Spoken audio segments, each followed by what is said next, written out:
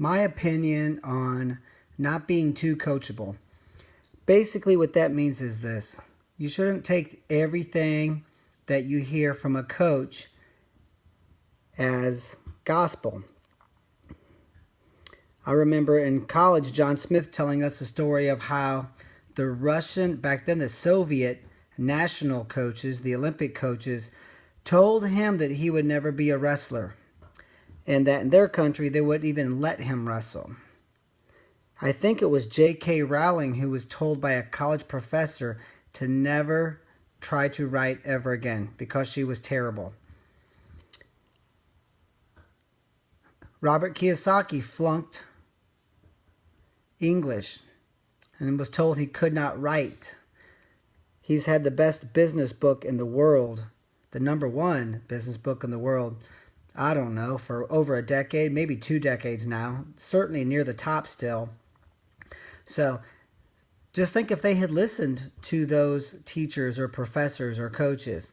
I think we're taught too often to always take the advice or words of someone in a position of authority as the truth, and that's not really true. And there's a few examples that prove that. Those college professors are still teaching in a classroom while J.K. Rowling is a billionaire and Robert Kiyosaki is worth hundreds of millions of dollars and gives seminars to college professors all over the nation. And to, I'm sure, many English teachers who flunked him and told him he could not write or probably bought his book. So I think it's important sometimes that we keep these things in mind. So, should you listen to your coaches? Certainly. But you should also, I do this. I was just meeting with the kid. He's one of our best high school wrestlers. One of the best we've ever had through our program. And I said, I'm giving you some advice and my opinion, but it's only an opinion. And I always tell my kids, I don't speak out on an individual basis unless I've really thought it through. Sometimes for weeks. I don't just... One time we had a high school coach. His son trained with me. I used to train with kids privately when I was younger. And the kid, he didn't place in state as a freshman. So finally, I just told his dad, let me coach him and just stay away from him. Don't even talk to him. Don't even use the word wrestling around him. The dad was a super intense guy, pretty successful. He just thought that, you had to do it his way. I remember one time, this kid, it was a summer meet, and he came back and told me, we're going to go all upper body. He got thrown 3 times this weekend. We're going to change our whole style. And I thought, your son should have been top 4 in the state last year as a freshman. Just think if Jordan Burroughs changed his style because he got thrown a couple of times in practice.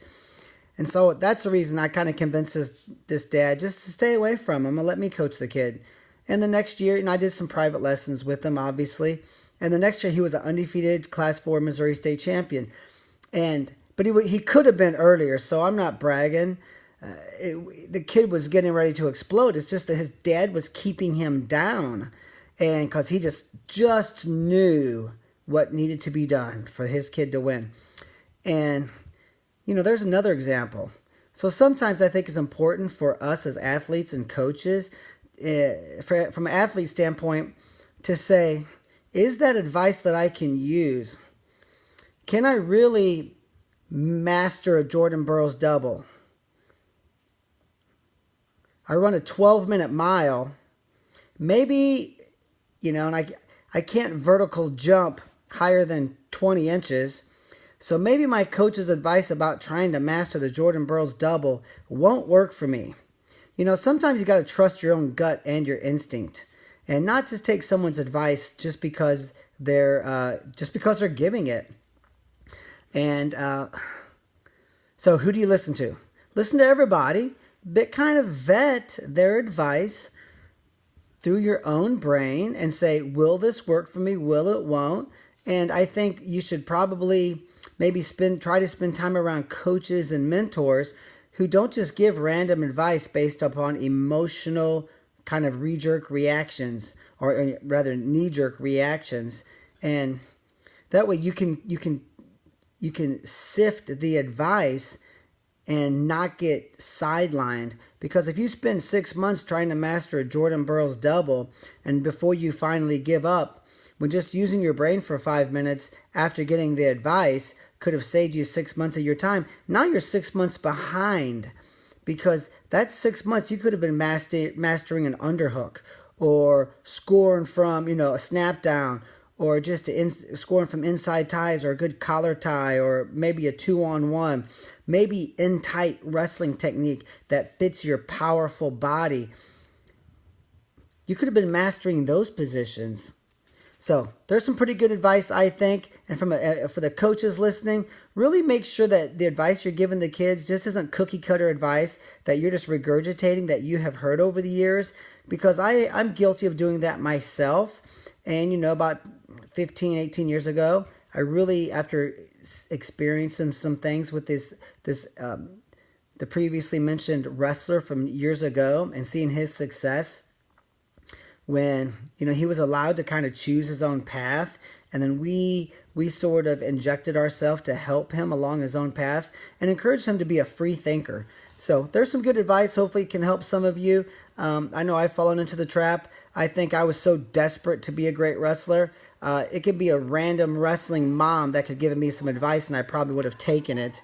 And sometimes I think we're so desperate that we're searching for answers, and we're just plop down on any advice and take it as gospel, when really we should be a little bit more intellectual rather than emotional in our reactions to our wins and losses, or what we see, and also as far as the advice that we take. Another good piece of advice is, years ago when I was in college at Oklahoma State, John Smith told me, he said, "Nick, quit watching wrestling matches." We didn't have the internet back then, but we watched wrestling matches, on VHS. We would, Oklahoma State Library, they would get the Iranians national team, and my brother and I would get those VHS tapes and watch them. And he goes, "Your style changes every week. He even said, I don't even want you watching your teammates. When you're at practice and we're going 3-man groups, when you're not wrestling, I want you to stare at the mat and focus on, what are you doing? How can I do better? What's working?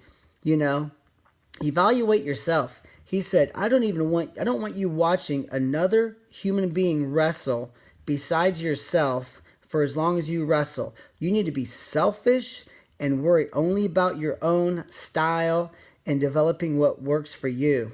So that's kind of